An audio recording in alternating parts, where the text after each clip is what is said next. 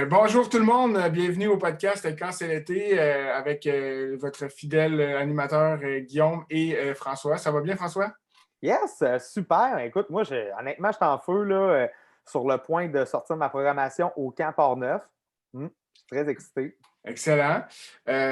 Puis écoute, ben ouais, hein, ça va, en fait, un peu tout le monde est là-dedans. On a vu beaucoup de camps aussi qui ont commencé leur campagne d'embauche. On voit qu'on est Mhm. rentré, la routine repart, là, les embauches sont parties. Comme tu dis, j'ai vu aussi, j'ai vu à Québec, là, CESO, je pense qu'ils sortent leur prog aussi cette semaine.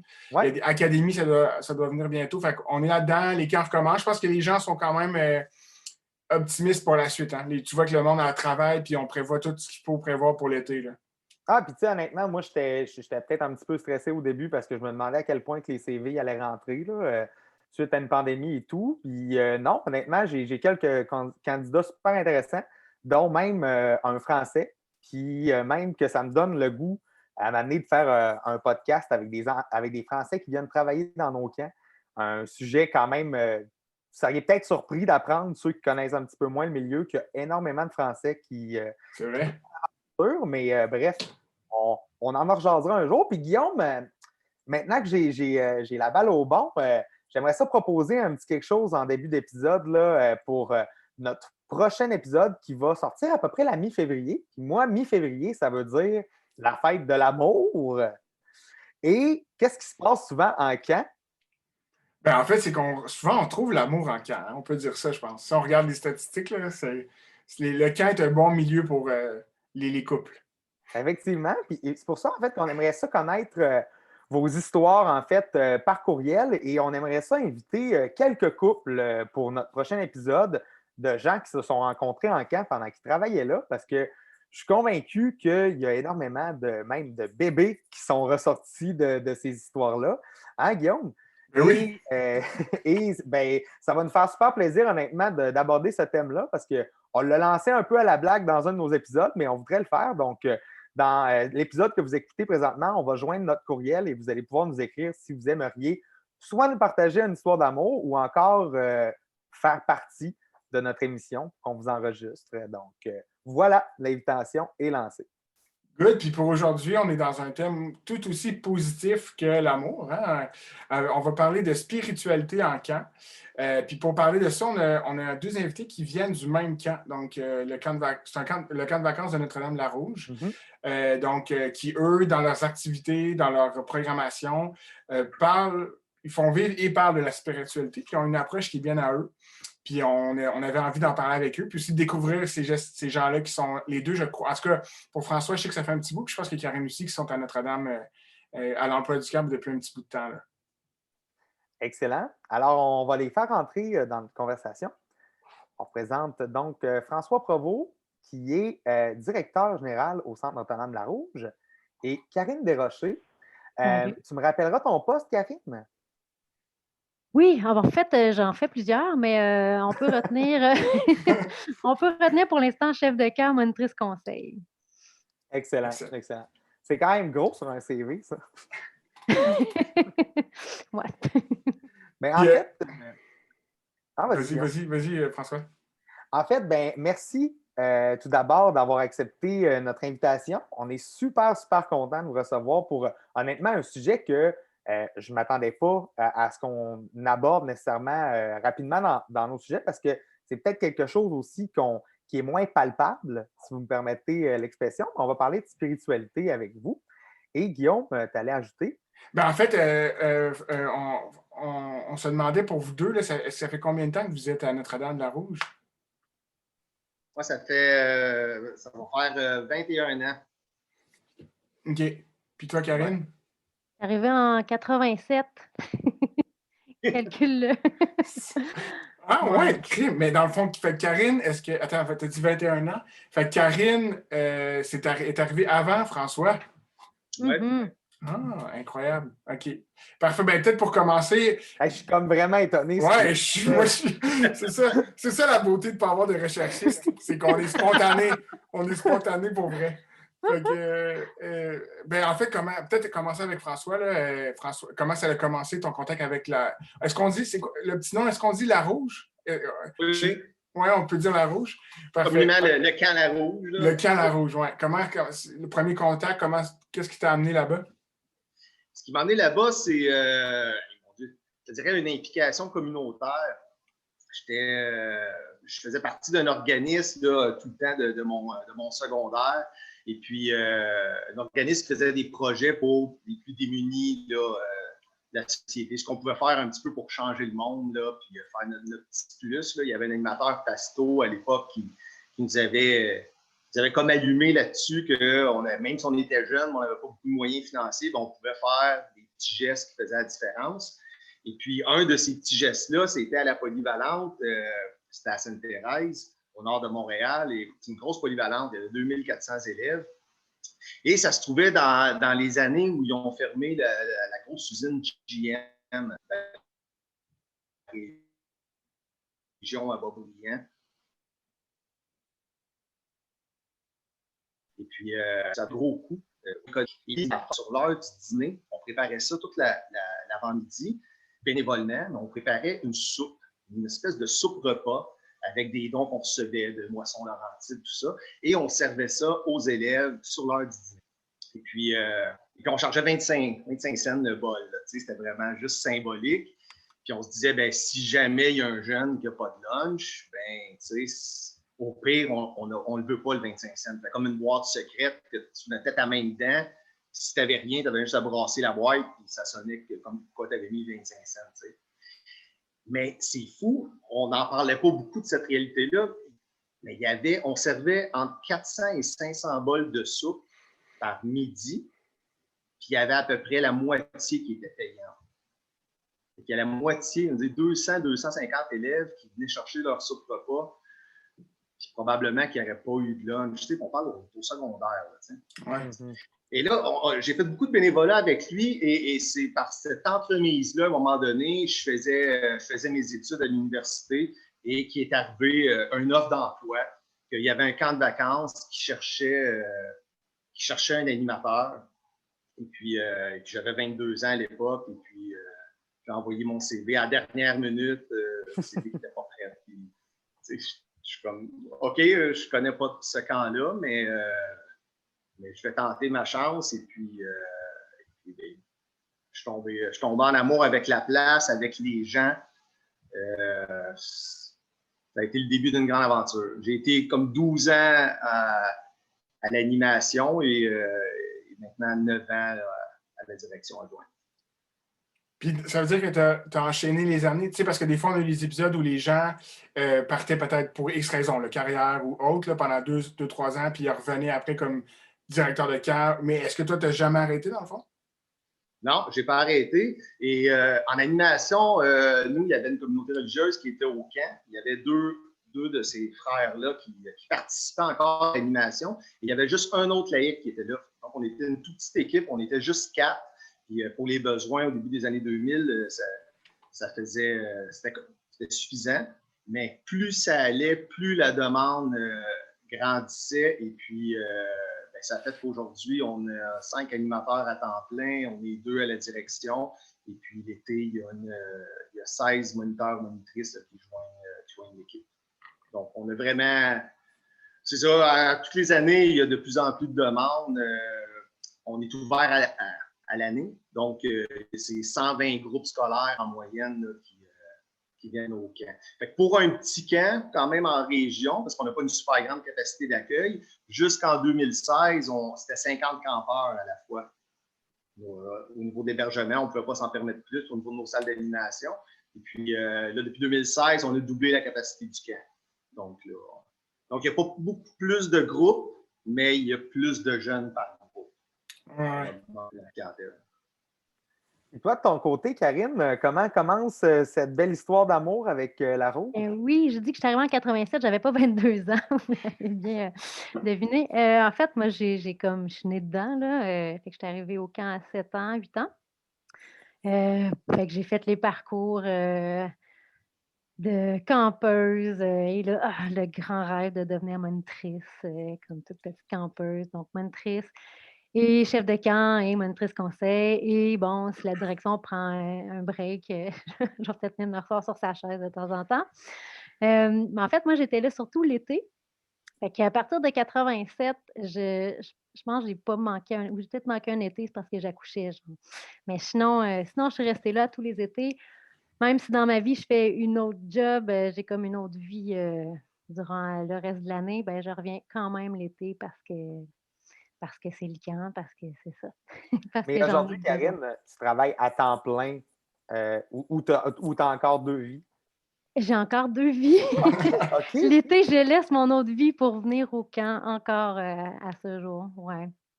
Puis pour faire une parenthèse, c'est dans quel domaine? J'ai longtemps été dans le domaine des arts. J'ai fait, de la danse contemporaine, donc ça me permettait vraiment de travailler même durant l'année, là, aller dépanner aussi pour des groupes scolaires et maintenant, depuis 3 ans, je suis acupuncteur, fait que je suis à la clinique durant l'année, puis l'été, ben, je ferme boutique et je m'en vais dans les camps. Wow, mais c'est vraiment impressionnant, honnêtement. J'en ai besoin. C'est un bel équilibre aussi, là. Ouais. Mhm. Puis pour continuer ton histoire, là, en fait, tu as été chef de camp, puis par la suite, tranquillement, tu t'es dirigé au poste que tu as aujourd'hui. Ben, je fais encore, en fait, pendant les étés, quand je suis là, ben, l'année dernière, pas l'année dernière, en fait, l'autre d'avant, le dernier été qu'on pouvait être là. Ouais, c'est ça. On est allé même toute la famille, j'ai 2 enfants, donc on était les 4, on a passé l'été là et là, je faisais une semaine chef de camp et les autres semaines monitrice conseil. C'est un poste qu'on a au camp, qu'on a inventé et qui est, fort agréable à faire. En fait, c'est de l'accompagnement, de la formation, de l'accompagnement auprès des moniteurs. Fait que donc je fais les 2 pendant l'été. Mais c'est le fun, ce rôle-là, en fait, c'est que, puis surtout dans un camp de vacances, pour peut-être un petit peu faire un parallèle avec un camp de vacances que j'ai vécu avec le camp, dans le camp vol d'été, ben, moi, en fait, mon rôle dans le camp vol d'été, je trouve que c'est un beau rôle, là. C'est comme de se déguiser puis d'aller faire des niaiseries un petit peu partout.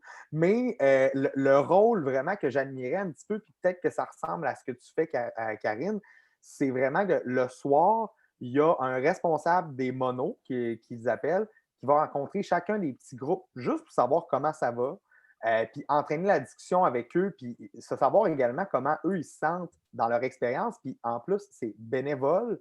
Fait que c'est quand même assez. Je pense que ça prend ça, surtout pour des gens qui commencent ou encore qui le font de bon cœur, là. Puis quand tu dis mono, c'est des petites capsules ou des petites bulles d'équipe ou non, c'est vraiment des nouveaux moniteurs? Eux, en fait, c'est ils appellent ça des monos. Puis ce qui est spécial avec le camp, c'est que c'est tous des bénévoles. Fait que veux pas, tu veux mixer du monde qui ont déjà fait de l'animation avec, mettons, Roger le pompiste, tu sais. Parce qu'il est là, Roger le pompiste, mais il a vraiment le cœur sur la main, puis il a le goût d'apprendre une toune, puis même si c'est boum, admettons qu'il chante boum à Chikaboum, là, puis qu'il savait zéro c'était quoi une toune, ben c'est comme vraiment une grosse réussite. Mettons, dans la pyramide de Maslow, là, lui, il était clairement dans l'actualisation de soi, là, si on peut parler de cette manière-là, là.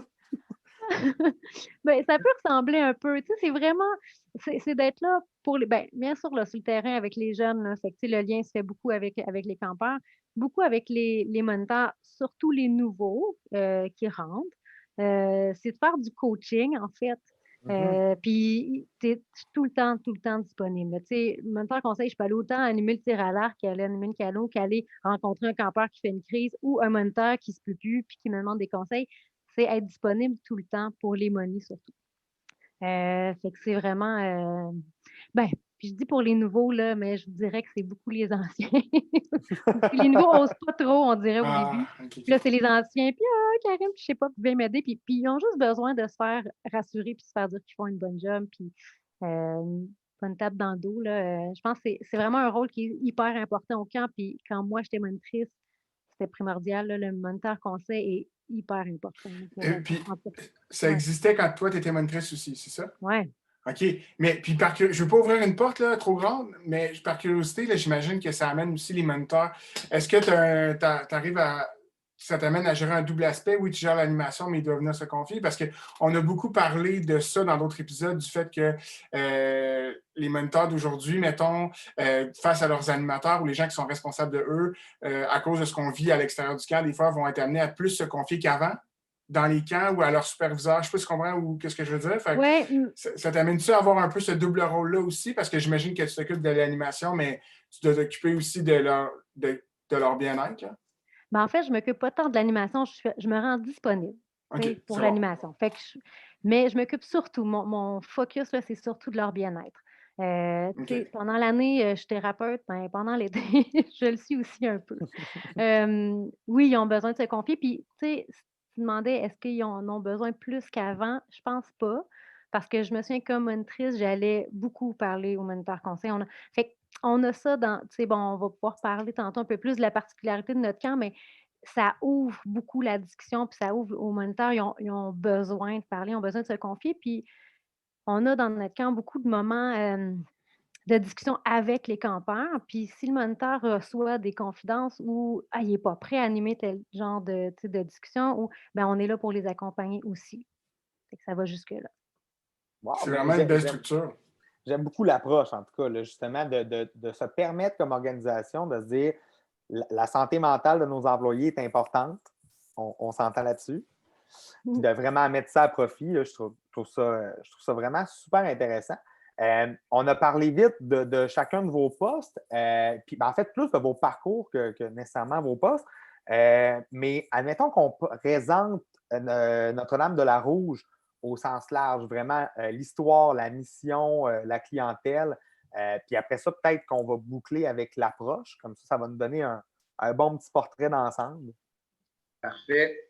Écoute, on est situé géographiquement là, aux limites Laurentides, Outaouais et à la frontière de l'Ontario.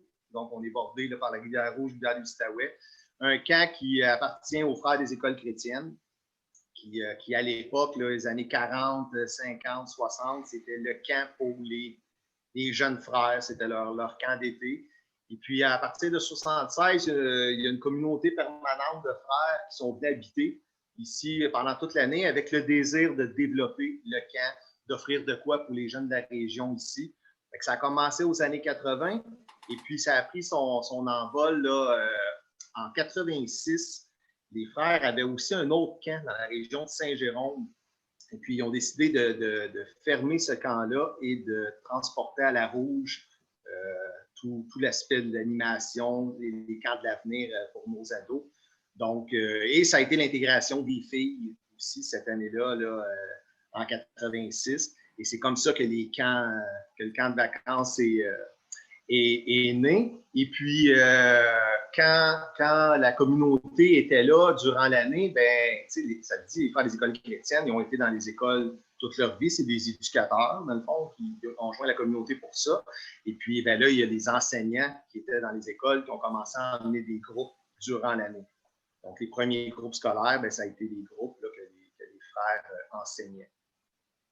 Donc, puis la mission du camp de ces éducateurs-là, ça fait partie encore du projet éducatif du camp, c'est de faire grandir les jeunes. Et le fondateur, il y a une phrase là, qui disait que comme éducateur, quand tu es en situation d'animation ou d'enseignement, tu dois avoir comme souci de toucher le cœur des jeunes.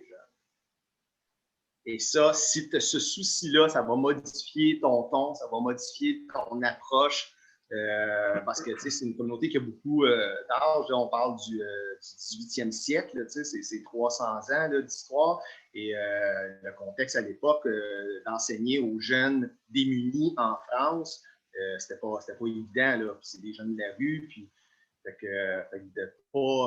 d'avoir cette approche un peu aimante, tu changes le regard quand tu as le souci de toucher le cœur de quelqu'un. Et puis c'est ce qui se transcende là, de cette communauté-là, puis qui nous habite encore aujourd'hui, puis qui fait partie du projet éducatif du camp. C'est intéressant. Ça, il n'y a pas beaucoup de gens, je pense, qui le savent, mais dans l'histoire des camps, dans les débuts des camps, quand tu parlais soit des frères qui étaient en fait des éducateurs, des enseignants, moi, ça me fascine cet aspect. Je ne sais pas comment qualifier cette période-là, mais exemple, je sais qu'il y a 3 secondes, c'était la même chose. Pendant l'année, il y avait les enseignants avaient leur classe, puis l'été arrivait, floup, ils switchaient, puis là, ils devenaient les instructeurs en sciences naturelles, soit en sport, tu sais, puis c'est quand même quand on retransmet ça aujourd'hui, c'est plus la même game, là, tu sais. Mais c'est vraiment beau, je trouve. Il n'y a pas beaucoup de monde qui savent que les débuts, c'était ça, là. C'était des enseignants qui se faisaient approcher par des amis directeurs, puis hey, on cherche. Puis le boom, il débarquait l'été, puis ils ont construit beaucoup de choses qu'on a maintenant aujourd'hui, que des fois, on ne pense pas aux origines de ces choses-là. Exact. Même aujourd'hui, là, moi, j'ai beaucoup de respect pour les gens qui enseignent à l'année puis qui s'en vont passer l'été au camp et qui réenseignent. C'est un cercle vicieux, mais comment je pourrais dire? Moi, mes coordonnateurs responsables, il y en a beaucoup qui étaient rendus à 28, 29, qui revenaient année après année parce que c'était ça qu'ils aimaient, rendu là. Je veux dire, j'imagine que vous aussi, ça vous arrive avec vos animateurs de temps en temps? Écoute, il faut laisser Karine répondre, mais c'est sûr, le taux de rétention, puis la durée, là, on a des chefs de camp, puis qui viennent après 10 ans, 12 ans, 15 ans. Là, quand ça fait partie de toi, quand tu habites, là, tu t'en viens pas travailler. Là, tu t'en viens vivre de quoi. Puis ça, Karine m'a te laissé continuer parce que tu es un bel exemple là, de longévité. Mais je suis pas la seule. Mais c'est ça, je suis pas la seule. Les gens restent, on colle là. Puis même que les jeunes doivent se dire, on a vraiment bien hâte que les vieux décollent pour finalement être chef de camp, nous autres aussi. Mais tu sais, on est une gang de chefs de camp de 40 ans, puis on n'est pas capable de sortir de là. Mais ça, en même temps, je pense qu'avec la mission qu'on a au camp, ça fait des piliers vraiment sécurisants pour les moniteurs, pour le staff, puis pour les parents, puis pour les campeurs aussi. Hein. Fait que, mais oui, on a une belle capacité de rétention. Puis on n'a pas eu souvent des profs qui faisaient l'année complète puis l'été après, mais beaucoup de psychologues, ouais, mais bon, bref. C'est bien. Puis c'est bien. Puis moi, c'est un aspect de camp auquel je n'avais pas pensé parce que puis même, François, tu me diras si François Garnotte, là, dans les épisodes qu'on a eus, on n'a pas parlé à beaucoup de camps avec des équipes, mettons, de 20 moniteurs et moins. Mais non, c'est vrai. Mais ça, je pense que c'est un avantage que vous, parce que je pense pas qu'il y a beaucoup de camps qui peuvent se vanter là, qu'ils ont une rétention de genre 10 ans, là, mais genre des gens qui restent pendant 10-12 ans, mais c'est un avantage immense. Puis moi, je pense que j'aurais été un partisan. J'ai été dans des plus gros camps, mais genre, avoir été à la Rouge, je serais resté là 25 ans. Non, mais c'est vrai, ça doit être incroyable, là, parce qu'on vante beaucoup l'esprit d'équipe, puis mais on est 60.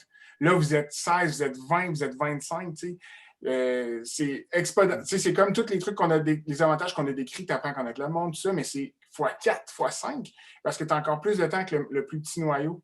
Fait que c'est vraiment trippant. C'est une perspective qu'on n'a pas beaucoup abordée à date. C'est d'une grande intensité, je dirais. Oh oui. Convaincu. Ça aussi, c'est quand on choisit notre personnel, là, supposons sur 16 monies, l'année d'après, tu en as juste 4, 5 à remplacer parce que le noyau reste. Fait que là, tes 4-5, nous, ce qu'on fait, sont faciles à aller chercher, c'est des campeurs, c'est sûr. Fait que le sentiment d'appartenance, ils les habitent depuis qu'ils ont 6 ans, 7 ans, 8 ans, ils ont commencé à venir au camp. Là, à partir de 11 ans, nous, notre structure, c'est qu'on offre des camps de leadership durant l'hiver pour des jeunes qui se sont démarqués l'été. Fait qu'à partir de 11-12 ans, ils peuvent venir au camp leadership 1. Après ça, le camp leadership 2. Puis ultimement, 16-17 ans, c'est le camp leadership 3. Puis ça devient un camp de sélection pour nos monies. Fait que, quand tu es un gros camp, tu n'as pas le choix d'aller repêcher à l'extérieur. Puis là, tu pars souvent de zéro avec quelqu'un qui ne connaît pas ta place. Puis là, il faut que tu bâtisses. Puis tu t'apprennes à. Fait que le sentiment d'appartenance va se développer graduellement, mais si le money arrive et il y a déjà le camp tatoué sur le cœur, c'est sûr qu'après un été, il n'a pas eu assez. Là, il va en vivre 2, puis sinon 3, puis si ses études le permettent, il va rester 4-5 ans. Là. En même temps, on a eu des moniteurs qui venaient complètement de l'extérieur puis qui arrivent dans une petite équipe de 16 puis que c'est un vent de fraîcheur puis ça fait tellement du bien aussi. Puis il y a plein d'autres idées. Puis fait qu'on a connu les deux, mais c'est peut-être moins possible dans des camps où est-ce qu'il y a plus de moniteurs. Pour vrai, en tout cas, moi, ça m'ouvre grand les yeux parce que veux pas, j'arrive d'une organisation où l'été passé, on a eu 133 personnes qui ont travaillé.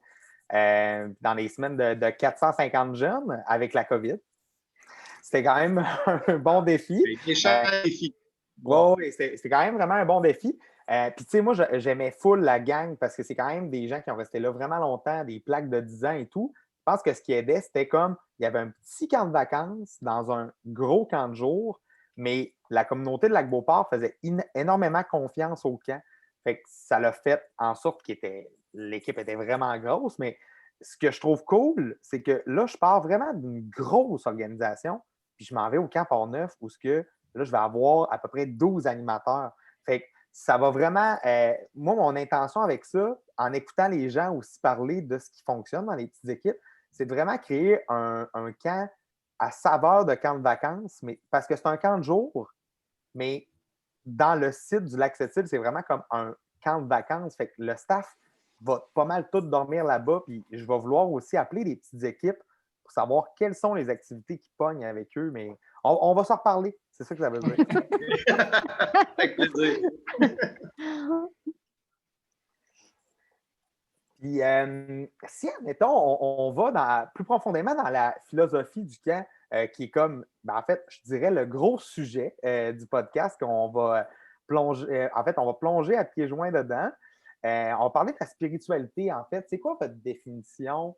Même, Guillaume, tu pourras répondre à ça. C'est quoi notre définition de la spiritualité dans les camps de vacances et même de jour? Parce que je suis certain qu'il y a une manière de l'apporter en version camp de jour aussi, parce qu'on va pouvoir tous donner des exemples de toute façon. Mais vas-y donc, Karine, commencer avec ça. C'est fin de me mettre là. C'est une grosse définition. C'est vraiment c'est un gros sujet, une grosse question on marche un peu sur des œufs, il y a des choses qu'on n'ose pas dire. Bon. Mais je vous dirais d'emblée, là, la spiritualité fait partie de la vie. C'est là, on est toutes des êtres de spiritualité. On en a besoin, ça donne un sens à notre vie. Puis, il faut faire la distinction entre spiritualité et religion. Je pense, dans les camps de jour, dans les camps de vacances, on la vit, cette spiritualité-là, parce qu'en fait, une spiritualité, c'est de comprendre quelque chose de plus grand que soi. C'est de comprendre ce qu'on est, ce qu'on fait, pourquoi on est là, puis c'est quoi notre mission, si on veut dire. Fait que, c'est un retour à soi. Euh, Mettons que je mets ça très simplement, là, ça va encore plus loin que ça, mais ça peut être très simple. Puis dans les camps de jour, camps de vacances, c'est possible d'amener les jeunes à vivre une spiritualité hyper simplement. Puis on pourra en donner des exemples tantôt, là, mais François, je vais te laisser poursuivre un peu plus sur ta définition de spiritualité. Oui, je pense. Quand tu m'as proposé le thème, moi, je pense que c'est la dimension en camp là, où là, on fait appel à l'être, au savoir-être. Tu sais, il y a le savoir, il y a les connaissances, il y a le savoir-faire. On va aller faire du canot, du liberty, du tir à l'arc, va te montrer, va te donner des outils. Tu sais. Je pense que l'aspect spirituel, c'est le savoir-être. On va aborder d'être bien avec soi, on va aborder d'être bien avec les autres, on va aborder d'être bien avec la nature. De se retrouver dans cette vie-là qui est autour de nous. Et là, pendant une semaine, ça va être même 24 heures là, durant l'année, mais en camp de vacances, pendant une semaine, j'ai la chance de me retrouver avec d'autres jeunes de mon âge, puis de pouvoir m'arrêter. Et là, j'ai des moniteurs, des références, tu sais, parce que moi, j'ai 12, 13, 14 ans. Et là, j'ai un j'ai un moni de 18, 19, 20 ans qui m'amène à me questionner, qui s'assoit avec moi pour trouver des réponses, qui a envie de me faire écouter une chanson avec un texte le fun, qui l'inspire, puis qu'on en jase après. Et ça, si je sors du camp, ben, est-ce que je suis capable de retrouver ça? Tu sais, c'est pas évident que moi être capable d'aborder un terme comme ça avec soit ma famille ou en contexte scolaire. Et là, le camp permet ça.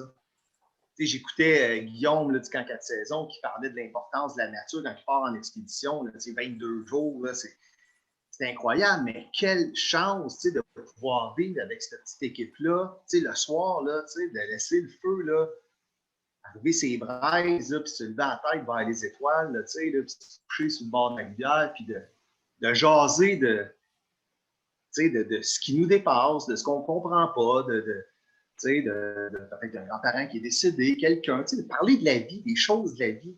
Là, il y a un lien en camp de confiance qui s'établit, il y a une porte qui s'ouvre, puis c'est pour ça que cet aspect-là de spiritualité est si important à nos yeux. Ben, si je peux rassurer, je suis vraiment... Non, mais... T'as de la pression?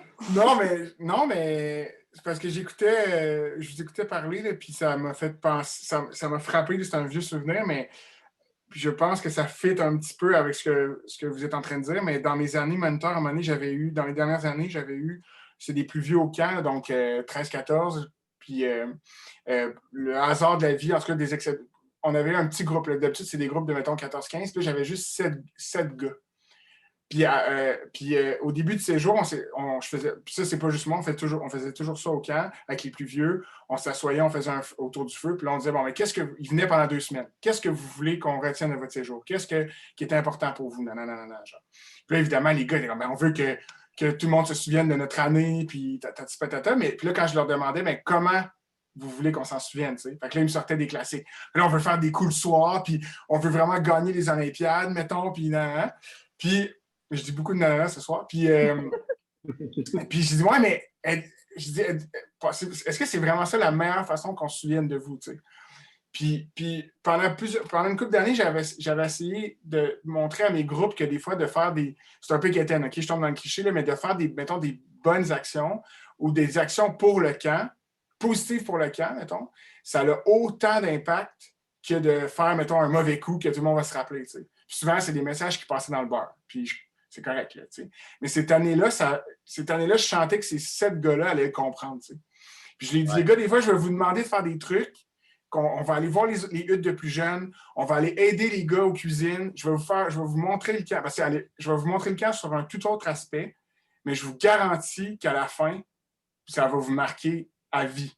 T'sais. Puis les gars avaient vraiment embarqué. Puis, puis à travers ça, on avait rajouté, surtout, le point culminant, c'est quand on est arrivé en expédition, puis que les gars racontaient, c'était au milieu de la semaine, puis que les gars racontaient la première semaine qu'ils venaient de vivre, puis ce qu'ils avaient trouvé cool, puis comment ils s'étaient sentis, tout ça. Puis là avec mon co-mentor, qui était un de mes bons amis, on était partis sur une envolée de genre, tu sais, les gars, ce que vous êtes en train de vivre là, ça ne reviendra jamais. Puis on n'était pas allé dans le dramatique. Là. C'est juste dans la conscience. Ça ne reviendra jamais. Là. Fait que là, il nous reste 6 jours ensemble.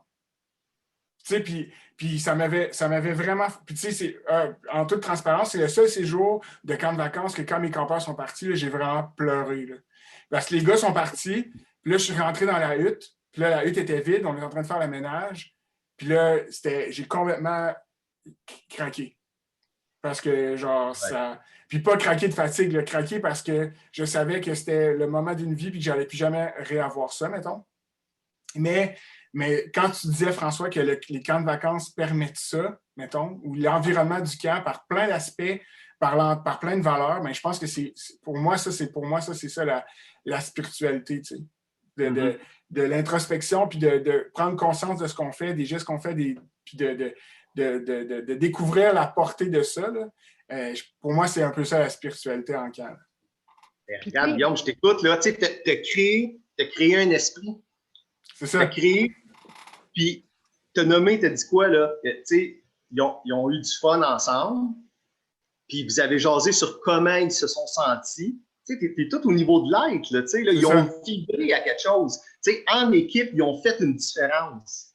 Puis probablement là, que pour eux, là, ils t'écouteraient aujourd'hui, puis tout le monde vibrait. Là, ils se souviennent tous de ce 2 semaines.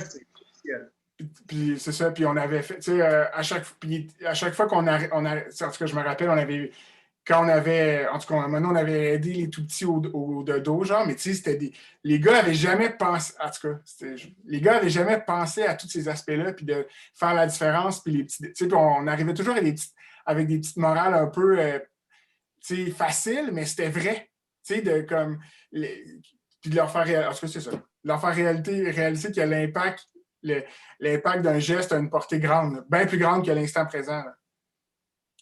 Puis pourquoi ça t'a touché autant? Ben, c'est parce que tu es allé toucher du vrai, tu sais. Puis ils t'ont touché, tu sais, tantôt, François, il disait, c'est toucher des cœurs. Ben, ils ont touché le tien autant que tu as touché Ouais. les leurs, puis tu les as amenés ailleurs. Puis c'est ça aussi, c'est de les amener ailleurs. Puis quand on parlait du plus grand que soi, ou de leur faire comprendre qui ils sont dans ce monde-là, puis qui ils sont dans ce camp-là, ici, maintenant, puis qui ils sont dans leur vie quand ils vont revenir plus tard, bien, ce que tu leur as permis, c'est de réaliser des choses qu'ils n'auraient pas réalisées si tu t'étais pas assis avec eux, puis tu sais, pris le temps de faire ce que tu Mais, as fait. mais je pense que c'est là que votre rôle à vous deux, par exemple, est important parce que dans ce que vous faites au camp, parce que, mettons, euh, quand tu es moniteur, il faut que tu aies fait, je pense que oui, il faut que tu aies fait un certain chemin avant d'être capable de te rendre là. Mettons, moi, j'ai été 4 ans moniteur, j'aurais jamais fait ça. Même, en fait, c'est juste à ma dernière année là, que j'étais capable de faire ça parce que j'avais confiance en moi, parce que j'étais au camp, je connaissais l'environnement du camp, tout ça. Mais je pense que ce que vous faites à la Rouge, du fait que c'est même autant dans la direction que dans les chefs de camp, c'est imbriqué, je pense que ça vient soutenir ça là, beaucoup. Là. C'est que c'est Ouais. intégré dans même l'horaire du camp. Tu sais, on a des activités de 1 heure là, de croissance personnelle ou de. Puis là, je dis pas que tu sais, ça peut être plus long autant que d'aller faire du canot 1 heure. Tu sais, puis c'est tellement beau de voir les gens dire hey, OK, on va jaser ensemble là, pendant une bonne demi-heure sur un sujet X. Après ça, on va choisir un arbre, là, on va aller s'asseoir, s'accoter à l'arbre, puis bon, il y a plein de belles activités qu'on peut faire, puis on sent que les jeunes sont vraiment ben, il y en a que ça va passer là, puis c'est correct, tu sais. En même temps, non, je pense pas. Ça peut pas juste passer au-dessus. Il y a quelque chose qui se passe, tu sais. Puis de les voir, moi, j'ai tellement des beaux moments de voir ces jeunes-là sur le terrain en silence, puis sérieux, puis qui pensent sur ce qu'on leur a donné comme réflexion, comme piste de réflexion, ou qui pensent à autre chose. À la limite, on s'en fout, ils sont en train de vivre un moment avec eux, tu sais.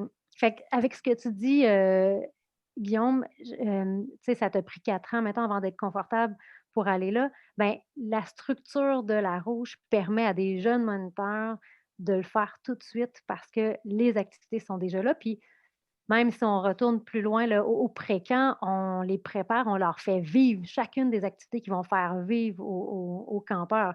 Fait qu'ils l'ont vécu personnellement à leur niveau de vie. Tu sais. Bon, les jeunes de 12, 13 ans et 14, 17 ne vont pas vivre de la même façon qu'un moniteur de 20 ans. Fait qu'on leur fait vivre, eux, vraiment l'activité à leur niveau. Puis après ça, ils vont pouvoir mieux le transposer puis le faire vivre à leurs jeunes campeurs. Puis là, on est là, ben, François, moi, d'autres chefs de camp, mon conseil, on est là pour les accompagner s'ils se sentent moins confortables avec un sujet ou un autre. Ah, mais c'est vraiment intéressant que ça fasse en plus partie de votre programmation. Là. On pourra en parler peut-être un petit peu plus. Je voulais juste, parce que pour vrai, là, j'étais tellement absorbé par vos discours sur la spiritualité. Là, je ne sais pas si je vais être capable de mieux l'expliquer que vous, mais bref, juste par une histoire courte, moi, personnellement, la spiritualité, tu m'aurais parlé de spiritualité quand j'ai commencé au camp à 18 ans, j'aurais fait c'est quoi ça, tu sais? Parce que je suis vraiment pas une personne hyper ésotérique dans la vie, tu sais. Comment je pourrais dire? Je suis pas j'étais pas très proche de mes émotions avant, je le suis beaucoup plus parce que, hein, on grandit puis on apprend à mieux se connaître, chose qui m'aurait probablement aidé à Notre-Dame-de-la-Rouge. Mais bref, c'est que moi, la spiritualité au niveau du camp, comment ça m'a été amené, c'était par rapport à la passion pour l'animation, la passion d'être présent, le vouloir d'être présent pour les jeunes. Puis, ça m'a toujours été présenté comme étant le feu sacré. Puis, le feu sacré, aujourd'hui, admettons, il y a des gens que c'est des gens qui travaillent au saisonnier qu'ils ne savaient pas que ça faisait partie du saisonnier, ils pensaient que je l'avais inventé, mais je n'ai pas inventé le feu sacré. Je veux dire, moi, quand je suis arrivé, c'était déjà là le feu sacré. C'est juste que c'est tellement quelque chose qui venait me chercher. Pour moi, ça brûle, c'est débordant d'énergie, c'est pétillant. Puis quand on m'a présenté le feu sacré, on m'a dit le feu sacré, il va toujours être présent. Pour certaines personnes, il va juste falloir souffler sur les braises. Puis ça, c'est des choses que je suis allé, même que j'ai convaincu des vieux animateurs à revenir pour une semaine parce que je le savais que le feu sacré, ça faisait partie d'eux. Puis, ma 3e année d'animation, je pense, hein, moi, ça m'a pris 1 an de moins que Guillaume. Mais en fait, à ma 3e année d'animation, il y avait un jeune qui m'avait demandé comment ça se fait, pourquoi que je travaillais ici. Puis là, je me suis dit, je m'embarque dessus à y parler du feu sacré, ça va être interminable quand je vais, en tout cas, il ne voudra même plus savoir pourquoi. Mais j'ai commencé à lui expliquer exactement ce que je vous explique présentement. Puis ce jeune-là, 2 ans plus tard, il a passé en entrevue, puis il m'a dit que la raison pour laquelle il était venu en entrevue, c'était à cause que lui, il pense l'avoir, le feu sacré. Fait que, en tout cas, je trouvais ça vraiment, vraiment touchant. Puis je le sais que c'est moi qui ai dit ça parce que tout le monde l'avait, le feu sacré, dans ce temps-là, mais on en jasait entre nous autres. Tu sais, c'était vraiment une affaire d'animateur. Puis quand le jeune me posait la question, puis que j'ai appris que c'était quoi le feu sacré, il était comme « OK, c'est ça, être animateur. » En tout cas, mais pour vrai, ça m'a énormément touché. Puis pour moi, ben, c'est cette force non palpable-là. Puis j'ai déjà même dit à des gens que je sentais que ça y avait plus pas tout le goût d'être là. De dire, je pense que ton feu sacré, ça serait le temps de le reposer. Puis tu reviendras un jour, là, ça ne me dérange pas, mais présentement, je pense que ça serait mieux pour toi de partir, te ressourcer pour revenir plus fort. Mais c'est ça, moi, ma vision.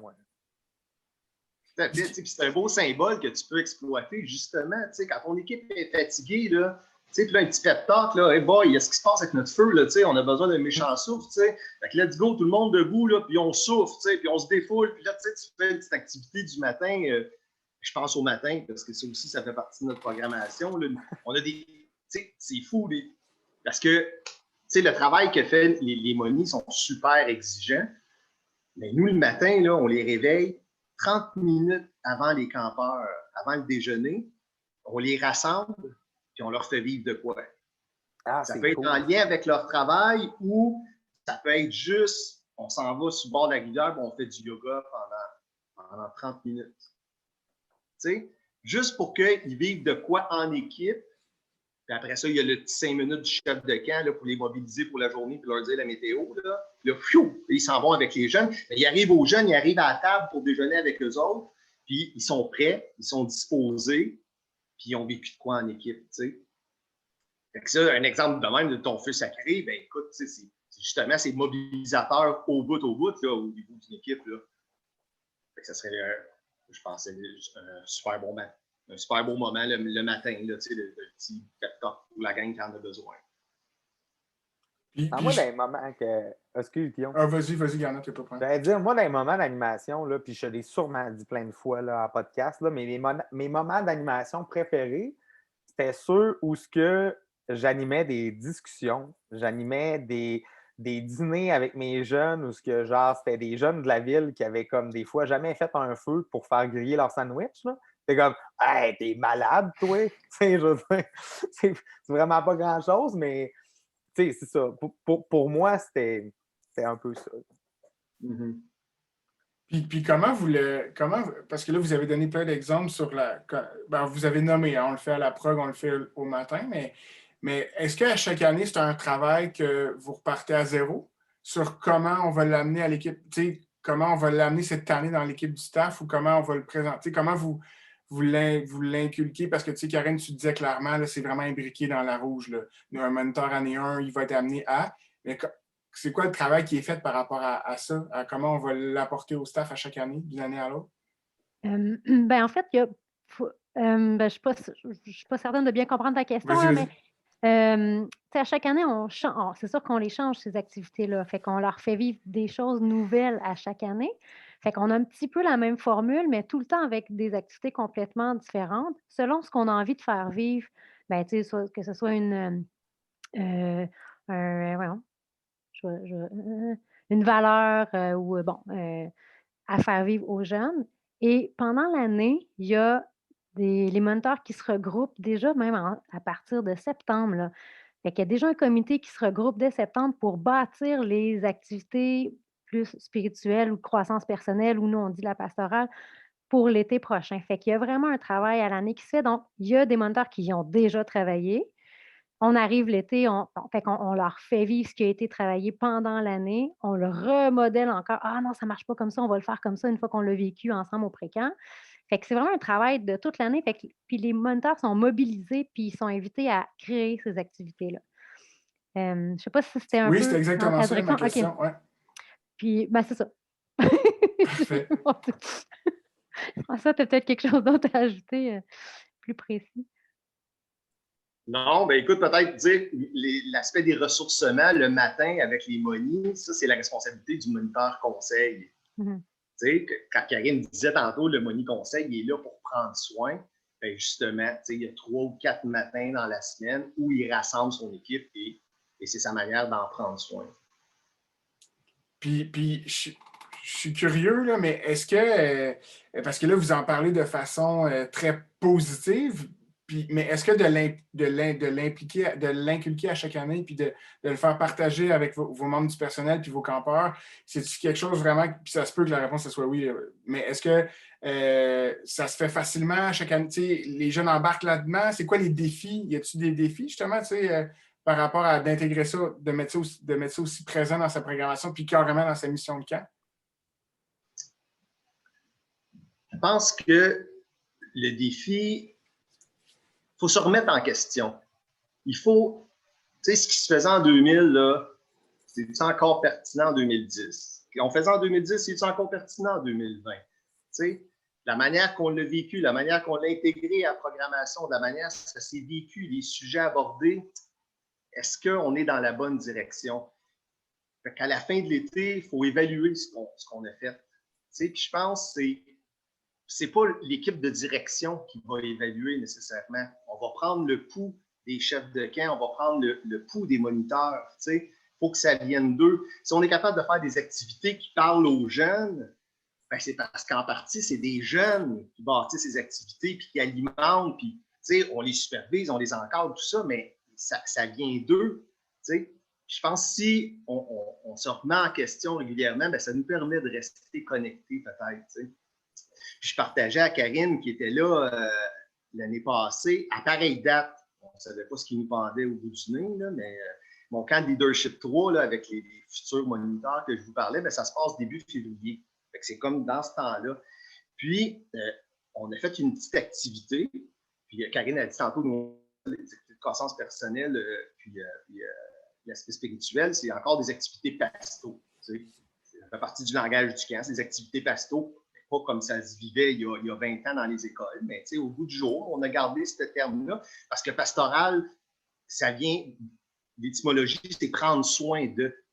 Colin, si tu fais de la pasto, tu prends soin de l'autre, tu prends soin de toi, tu prends soin de la nature, je veux dire, ça colle. Là, puis là, j'avais mis plein de mots là, sur le plancher là, de la salle d'animation, là, des mots random, des mots qui avaient du sens. Puis là, j'ai demandé à chaque personne qui était là, il y avait 12 candidats, 12 futurs moniteurs, puis il y avait les 12 chefs de camp ou coach, parce que cette fin de semaine-là, on les jumelle un par un. Je demande à un ancien de venir une fin de semaine, puis là, on le jumelle avec un futur moni, puis c'est comme son grand frère ou sa grande sœur toute la fin de semaine. Il guide dans ses animations, il donne des cues, tout ça. Là, c'est la manière que ça fonctionne, le camp leadership 3.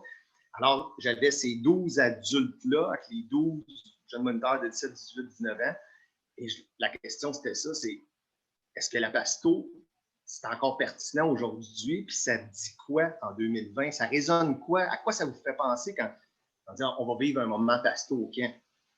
Puis, ce qui est ressorti, il y a eu plusieurs points, là, mais les 4 principaux, là, c'est faire grandir, la fraternité, la nature, puis le sens à la vie. C'est ça que ça permet, le moment pasto. Puis là, quand tu prends ces 4 termes-là, c'est là, est-ce que ça a encore sa raison d'être? Mais là, ça devient comme un peu unanime que oui. Là, le défi, c'est comment qu'on va faire, si c'est important en 2020, comment qu'on va faire en 2021 pour faire vivre ça durant notre été. Est-ce qu'il y a quelque part durant notre semaine, dans notre programmation, où on va s'arrêter pour réfléchir à la nature ou en prendre soin ou s'émerveiller devant? Tu sais, si oui, à quel endroit y a-t-il un moment dans la semaine où on va aborder le thème du sens à la vie? Et là, c'est là le défi, c'est d'être créatif pour rejoindre ces objectifs-là. Je comprends.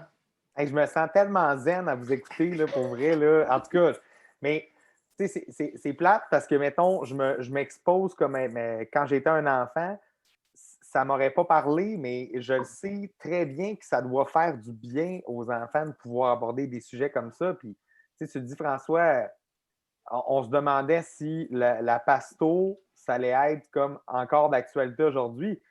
Quelqu'un qui entend juste pastoral va dire non. Quelqu'un qui a les explications de hein, mais voyons donc, c'est prendre soin de moi, tu sais. Tu n'as pas besoin de chercher tellement loin là, pour voir que si tu prends soin de toi, tu vas pouvoir vraiment mieux prendre soin des autres, tu sais. Fait que ça a un effet domino incroyable, c'est sûr. Hein. Mhm. Puis, Guillaume, tu demandais il y a des réticences, il y en a qui ne se rejoignent pas puis qui ne veulent vraiment pas.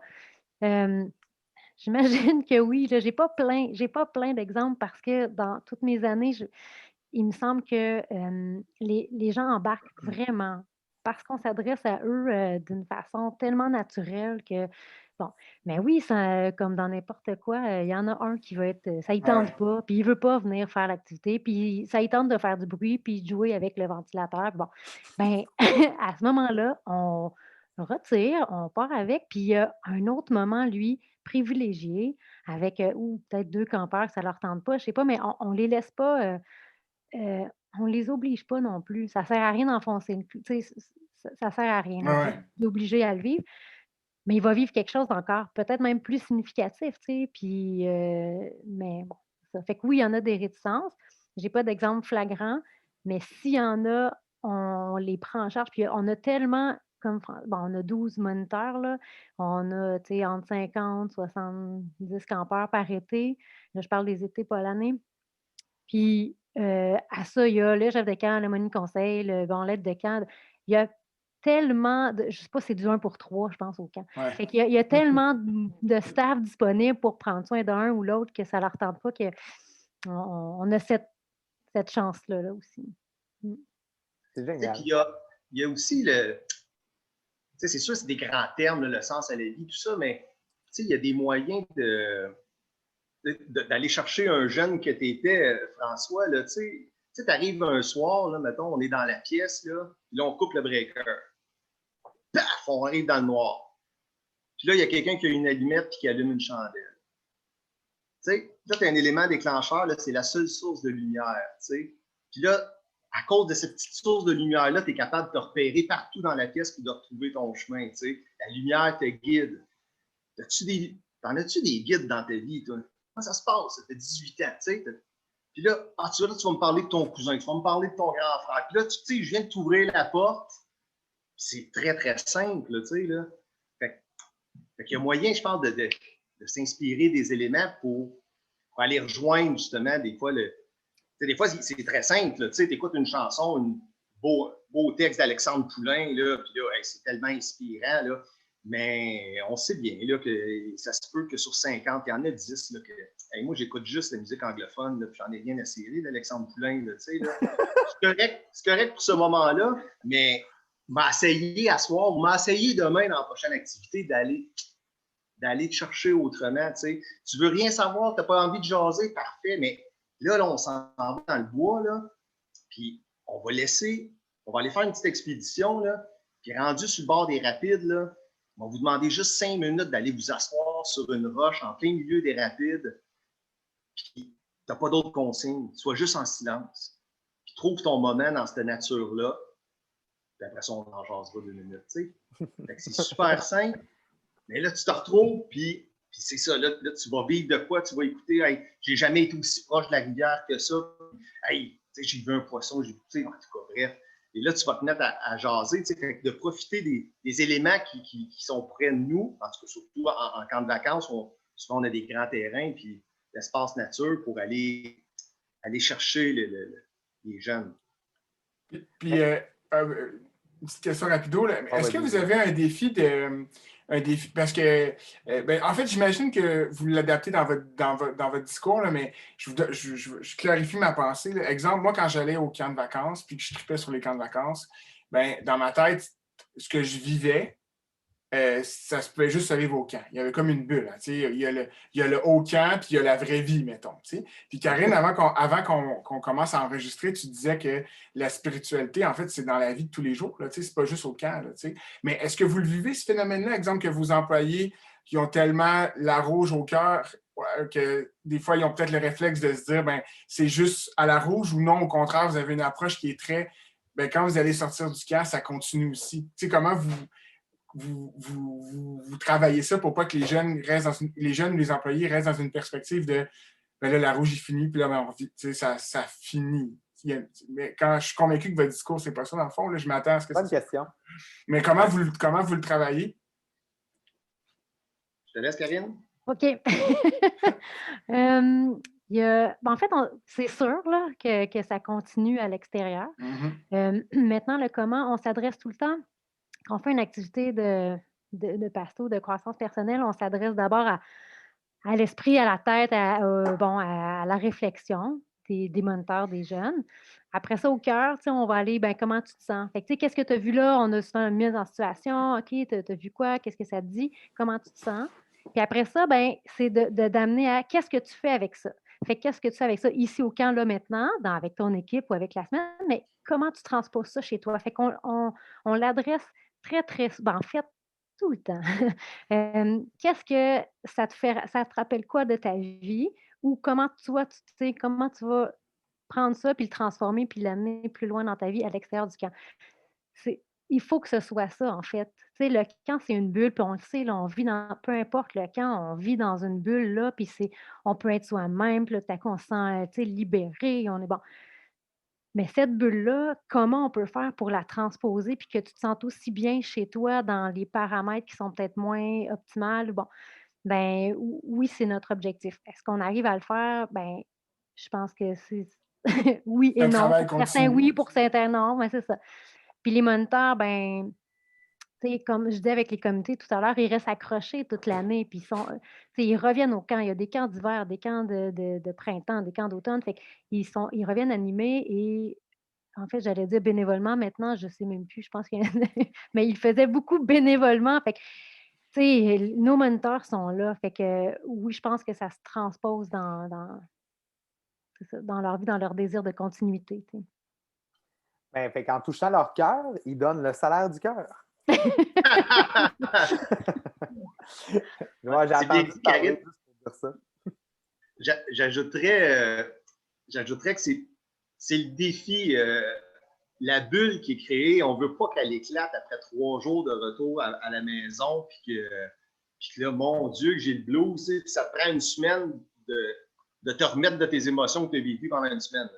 Non, c'est pour ça qu'il faut l'aborder déjà au camp. On finit toujours avec une espèce de célébration là, où on va faire une rétrospective de ce qu'on a vécu, mais on va se projeter sur ce que j'ai appris et ce qui va me servir dans mes prochaines semaines, mes prochains mois. Puis le lien qu'on veut garder avec les campeurs, il y a une fin de semaine en octobre qu'on a bloqué. Il n'y a pas de groupe scolaire. C'est un camp retour pour les campeurs qui étaient là l'été, nos ados, mettons 11-17. Puis la première fin de semaine de janvier, la même chose. Le camp n'est pas loué pour des familles. La première fin de semaine après le jour de l'an, c'est le camp retour d'hiver, où les jeunes sont invités à revenir se ressourcer, se replonger dans l'ambiance de la rouge pendant une fin de semaine. Puis ceux qui ont été invités au camp leadership, ça se passe en février. Fait qu'il y a comme la possibilité de venir 3 fois durant l'année avant de mon prochain camp d'été, ou si tu n'es pas au camp leadership, au moins 2 fois là, à l'automne et à l'hiver. Puis on a envie de souffler sur les braises de ces jeunes-là pour leur donner un souffle de plus pour les mois à venir.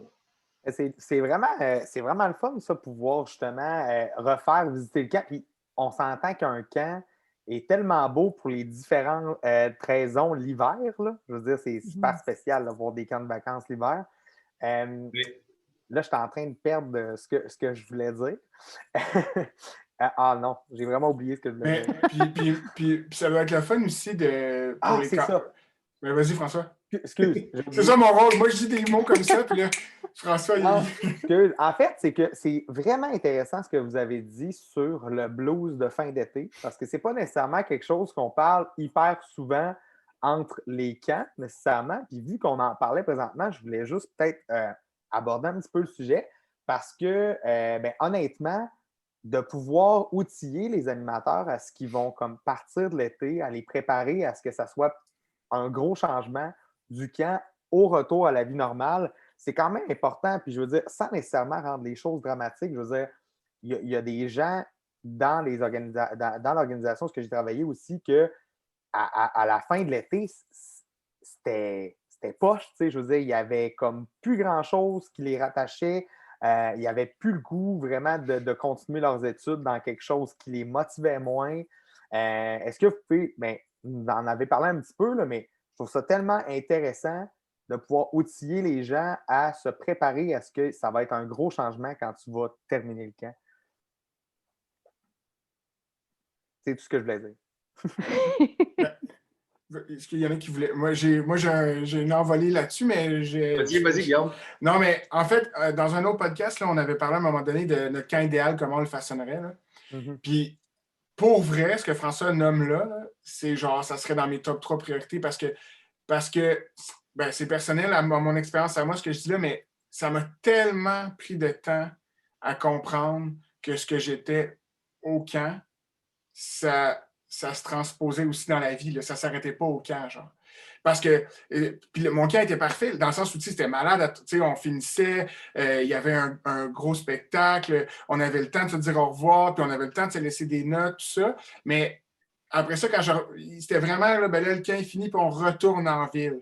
Mais toute cette finalité, là, je pense que j'aurais fait, si j'avais un camp à démarrer ou à gérer un camp, le moment d'introspection ou le moment où on se dit au revoir aurait dû être plus organisé. Parce que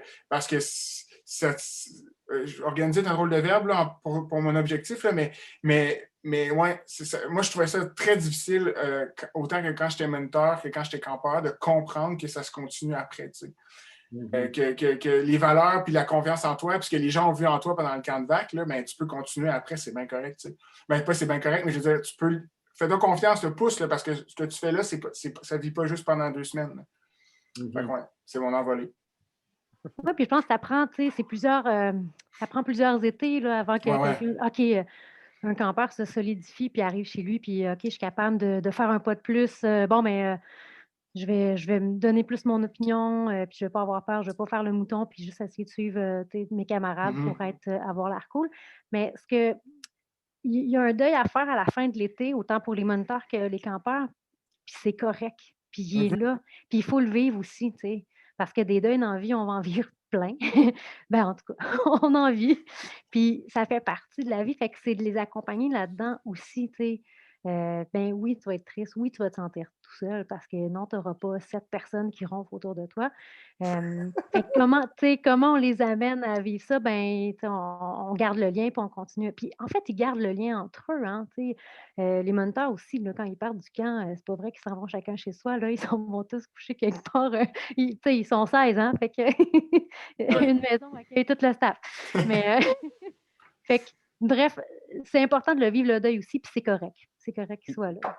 On s'entend qu'à la fin de l'été, les gens qui sont tristes ont vécu d'énormes moments de bonheur parce que sinon, ils ne seraient pas tristes. Je veux dire, que ça se termine. C'est parce qu'ils ont vécu des sentiments tellement forts, tellement inexplicables pour les moldus aussi. Tu sais, on s'entend que quand tu expliques ce que tu as vécu dans un camp, excusez-moi, j'ai dit un moldu parce que pour moi, c'est vraiment quelqu'un qui ne sait pas nécessairement c'est quoi les camps.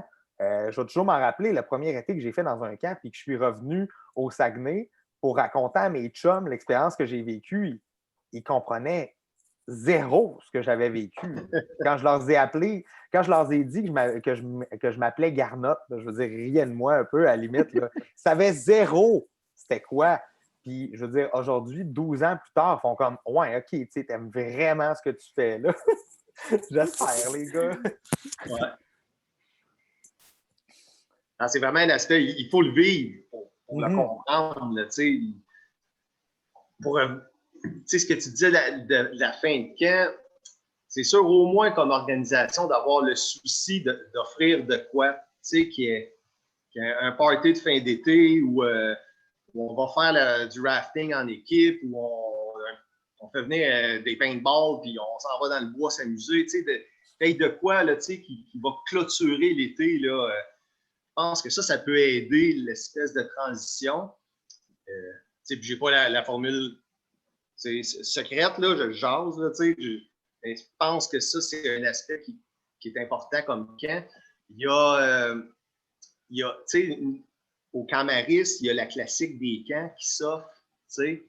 Puis nous, c'est une activité là, que le camp paye l'inscription, puis tout, puis encourage les moniteurs à se créer une équipe, puis aller là. C'est une autre manière de passer, avant de rentrer au cégep à l'université, là, ben, la fin de semaine après la fin des camps, ben, il nous reste un autre moment de rencontre où on va avoir du fun ensemble. Mais je suis d'accord avec vous autres que c'est un deuil. C'est un deuil. Puis même pour les permanents, moi, je reviens, j'ai ma semaine, puis après ça, à la fin du travail, je suis de retour sur le terrain, puis à mon bureau, mais qu'il n'y ait plus que les monies, là, depuis les camps de printemps, là, qu'on bâtit de quoi, puis la dynamique, puis d'arriver dans le pavillon d'animation, puis qu'il y a de la vie, puis tu arrives en septembre, là, puis tu te retrouves là, les 4 animateurs permanents. Il faut repartir la machine. Là, puis, je serais curieux de t'entendre, François Delarouge, pour différencier. Mais une affaire, moi, qui m'aidait à la fin, parce que dans les 3 dernières années, j'étais plus longtemps au camp. J'étais là à l'ouverture, puis j'étais là jusqu'à la fermeture en octobre. Fait que je voyais les saisons.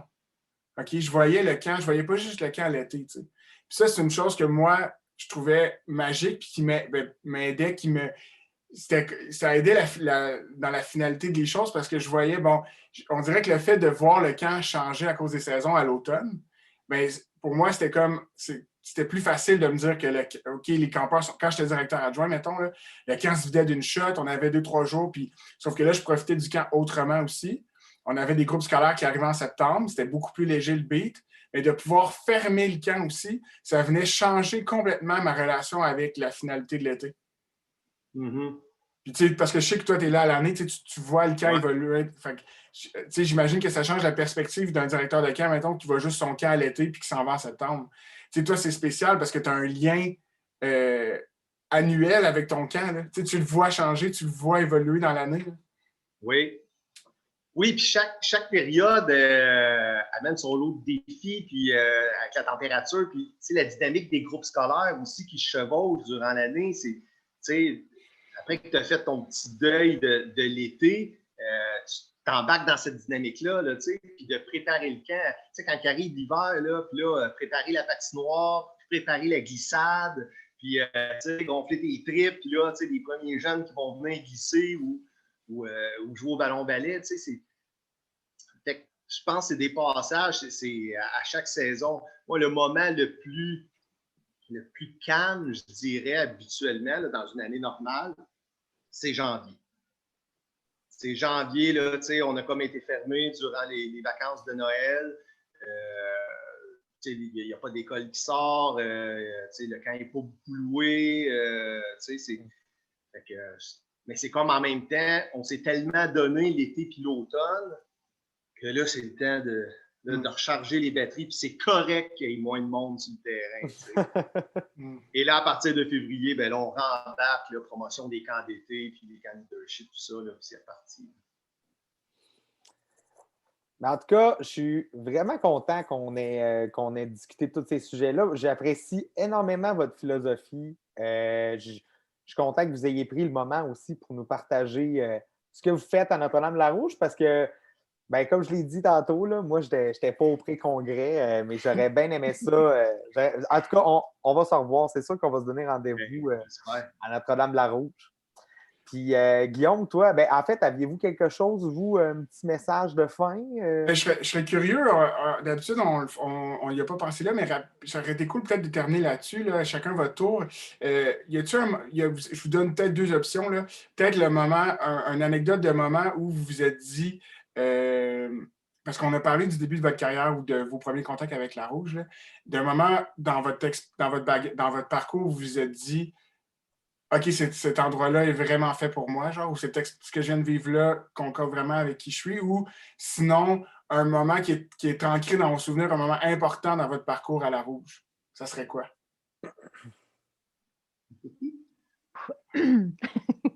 Attends, on parle de 35 ans d'histoire. Laisse-moi y réfléchir. C'est pas Karine, je vais y aller. Quand je suis arrivé en 2000, l'aspect camp, là, l'animation, la magie.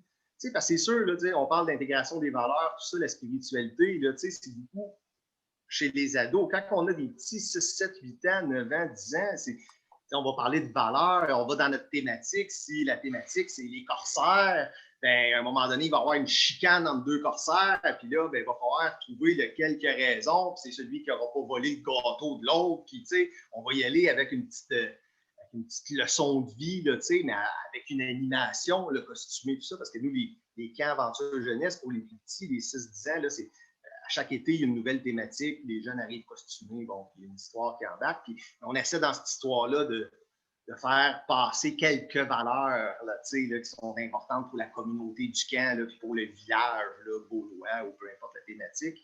Et le premier été que j'ai travaillé sur cette thématique-là, Karine était chef de camp, et c'était les Gaulois, justement. Et là, je suis le druide de potions magiques, qui essaye de trouver une solution pour sauver le village. Puis là, sur l'île mystérieuse, il y a une espèce de grande épée sacrée, là, tu sais. Puis il n'y a pas personne qui peut toucher à cette épée-là, sauf le grand druide qui va être élu, mais on ne sait pas c'est qui. Puis pour être élu, ben ça prend, faut survivre à la grande nuit de l'épreuve, tu sais. Puis nous, le camp se termine le vendredi. Puis là, le jeudi, les enfants décident d'envoyer potions magiques sur l'île, passer la nuit pour essayer de revenir avec l'épée magique, tu sais. Fait que je pars, tu sais, puis avec 2 acolytes, puis on s'en va sur l'île. Puis là, durant la soirée, il y a des bruits sur l'île, puis on voit du feu, puis tout. Puis le lendemain matin, ben, potion magique, il ne revient pas au camp. Il n'est pas là. Puis à midi, il n'est pas revenu. Puis là, on est au souper, puis là, les parents vont arriver, puis là, potion magique, c'est pas revenu. Puis qu'est-ce qui s'est passé? Puis, puis là, tu sais, les enfants sont... Qu'est-ce qui se passe? Qu'est-ce qui se passe? Puis là, on va falloir expliquer à nos parents qu'on a envoyé potion magique, puis là, il n'est pas revenu, puis là, il n'a pas survécu à la grande nuit de l'épreuve. Et là, on est sur le terrain, on fait les estrades, les parents viennent, toujours une cérémonie de clôture, là, qui est comme la fin de l'histoire. Et là, les parents sont là, tout ça, on commence la cérémonie, et là, il y a potion magique qui part de l'île, debout dans le rabasca avec un flambeau, puis l'épée dans l'autre main, tu sais, puis il a survécu, puis il a sauvé le village. Mais là, la réaction des enfants, tu sais, là, le plan, c'était, le rabasca va arriver au quai, puis la potion magique se débarque, puis il s'en vient sur la scène principale pour raconter ce qui s'est passé. Les enfants, tout le monde s'est levé, sont venus au quai m'accueillir en criant, puis, tu sais, il y a eu une effervescence, là, puis là, je me disais, hey boy, quel privilège que j'ai de pouvoir vivre ça. Hey, c'est ma job là, de créer des thématiques, puis de faire vibrer, puis de triper les jeunes de même. Écoute, c'est le plus beau métier du monde, puis je viens d'arriver sur mon X. Ça fait 22 ans que je suis là, 21 ans. On a déjà raconté dans l'épisode 1 ou 2 l'histoire du dragon sur l'île. Tu sais, tu nous avais raconté qu'il y avait un dragon dans une des thématiques, là, puis les enfants, ils entendaient le dragon dans l'île. Tu te rappelles-tu de ça? Oui, bien en fait, l'île, là, c'est un dos de dragon. C'est ça? Ah, c'est ça. Oui, c'est le dos de dragon au complet. C'est ça. Ah, c'était épique, là, quand l'île a été créée, il fallait être là. C'est ça. Good. Ah. Ben, merci. Écoute, François, tu racontes ça, puis j'ai des années de souvenirs, là, puis ah oui, ça, ah oui, ça, ah oui, ça. Tu sais, on a tout ça, là. J'ai des animations épiques, là, où est-ce que soit que j'étais dedans ou que j'ai vu, puis que ça te remplit, puis tu te dis à chaque fois, ben, my God, c'est pour ça que je suis là. Puis j'irais peut-être, ben, tu sais, je vais aller ailleurs pour mon petit souvenir. Je pense que c'était ma première année de monitrice. Encore là, aventure jeunesse, parce que c'est des petits là, de 7, 8, 9 ans. Puis il y a, au lieu de faire des réunions le soir, parce que c'est en fin, les camps aventure jeunesse arrivent à la toute fin du camp, donc tout le monde est fatigué. Souvent, il y a une gastro qui se propage à travers les moniteurs parce qu'ils sont plus capables. Fait que tout le monde est malade. Et là, au lieu de faire les rencontres le soir, puis qu'on se couche à minuit, puis à des heures pas possibles, on le fait durant la journée. Comme ça permet d'aller se coucher à la même heure que les jeunes.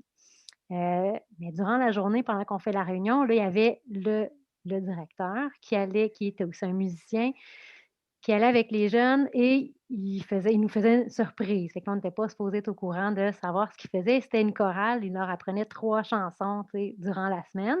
Et à la fin, il nous présente dans la cérémonie de clôture leur chorale. Là, les parents ne sont pas encore arrivés, c'est juste devant les moniteurs.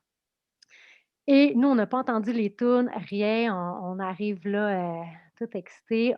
Les moniteurs, on est le public. Les jeunes commencent à chanter. Et tu sais, il y a une chanson hyper sentimentale qui parle de la fin d'été, puis qu'ils vont repartir à la maison, puis que les moniteurs vont rester tout seuls ici. Puis en tout cas, bref, je pleure, je pleure. Je ne suis pas capable de me retenir. Et les jeunes chantent, puis ils nous pointent, tu sais, puis ils sont tellement fiers de nous faire pleurer, puis on les a eus, puis on les a touchés. Fait que moi, à ce moment-là, c'est OK, là, vous m'avez, là, puis c'est pour ça que je suis là. C'est pour vivre toutes sortes d'affaires qui me font vivre. Ouais. C'est hot. Wow! Ben, merci beaucoup. Merci à vous deux. L'initiative du podcast, là, depuis Ouais. le début, là, vraiment, tu sais, puis je me suis rendu compte, là, quand tu m'as interpellé, là, je suis allé revoir des épisodes que j'avais manqués, là, tu sais, puis il y a des perles là-dedans, là, tu sais. Ouais, il y a des bons moments. Il y a Ah. vraiment, vraiment des bons moments. Vraiment. Ouais. Puis ben moi, je vous dis bravo d'avoir osé ce thème-là qui est pas facile. Fait que ouais, bravo, puis merci de nous avoir invités à le partager avec vous. Mais non, mais je pense que, puis on va se donner du mérite, je pense, où ce qu'on en a. Je pense qu'on est capable d'interpeller aussi des gens peut-être qui se sentent moins dans la spiritualité, comme par des concepts aussi qui les rejoignent un petit peu plus, parce que honnêtement, vous le verbalisez bien. Puis on a amené la discussion là. Fait qu'honnêtement, non, moi je suis super content. Ouais, puis tu sais, il y a une morale aussi là-dedans que, dans le fond, il y a beaucoup de camps qui le font déjà, mais peut-être qu'ils ne le savent pas, tu sais, qu'ils ne réalisent peut-être pas. Mais tu sais, comme François t'a dit, François Delarouche t'a dit en début d'épisode, le camp est un bon milieu pour ça, tu sais. Puis à chaque fois qu'on parle de, tu l'as bien, tu sais, je trouvais ça intéressant quand tu décides de savoir-être, dans le fond, quand on parle d'introspection, de prendre le temps de vivre le moment, de se questionner, mais tout ça fait partie de ce processus-là. Après ça, comment le camp va l'amener par son questionnement, par ses ateliers, bien là, ça appartient à chacun, mais je pense, en tout cas, pour moi, l'avoir vu une petite bribe au pré-camp, je me disais, je pense que vous le faites d'une belle façon, en tout cas, la rouge. C'est tout à votre mérite. Ben, tous les cas ont la possibilité de le faire. Il faut juste trouver Ouais. la formule Oui. qui plaît puis qui ressemble aux gens qui y travaillent. Exact. Certainement. Ben, un gros merci, puis en fait, on va vous inviter à quitter la conversation. On va conclure l'épisode. Bon, C'était un parfait. plaisir. Merci à vous Merci deux. beaucoup, bonne Bye. soirée. Bye-bye. Bye. Bon, ben, super beau partage avec Sam de la Rouge. Honnêtement, moi, je ne suis vraiment pas déçu non plus qu'on ait essayé l'option avec un camp, parce que c'est la première fois justement qu'on rencontrait une seule organisation. C'est ça que j'allais dire. Honnêtement, ça fait du bien. C'est super intéressant. C'est sûr que c'est une vision parmi tant d'autres de la spiritualité, mais je suis super content qu'on ait fait ça de cette manière-là. Yes. Puis, ben écoute, comme on a dit en début d'épisode, on vous revient dans prochain épisode, les couples dans les camps, l'amour dans les camps. Donc, si jamais vous voulez nous partager des choses, vous pouvez nous écrire. L'adresse courriel va être en bas de description de l'épisode. Sinon, ben, François, je ne sais pas si tu avais autre chose à rajouter. Non, ben merci beaucoup de nous écouter en grand nombre. Puis on vous souhaite de bien aller. Puis on se revoit au prochain épisode qui va être même à l'avant-dernier épisode, avant notre deuxième saison. Exact. On termine bientôt la deuxième saison. Merci beaucoup, gang. Salut, bye.